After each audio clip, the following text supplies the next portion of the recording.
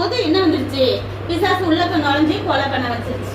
அதுக்கு அடுத்து அவன் என்ன செய்யறான், பொய் சொல்றான். தேவன்ட்ட எனக்கு தெரியவே தெரியாது, காயினுக்கு சொல்றான். ஆபேல் எங்க இருக்கானே தெரியாதுன்னு சொல்றான். திமுற பதில் சொல்றான். அதுக்கடுத்து 8 என்னது, சுயநலம்.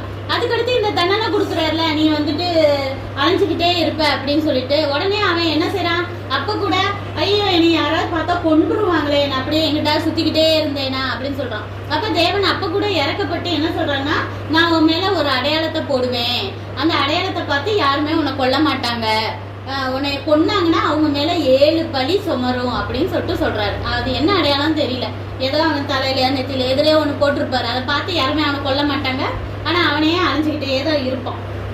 அப்போ புரியுதா ஒருத்தருக்குள்ள பிசாசு வந்து எப்படி நுழையுதுன்னு. பாவம் வந்து சின்ன தானே, பொய் தானே, அடுத்தவனை அடிக்கிறது தானே, கூட பிறந்தவனை ஏமாத்துறது தானே, அப்படியே சின்ன சின்ன பாவமா நினைப்போம்.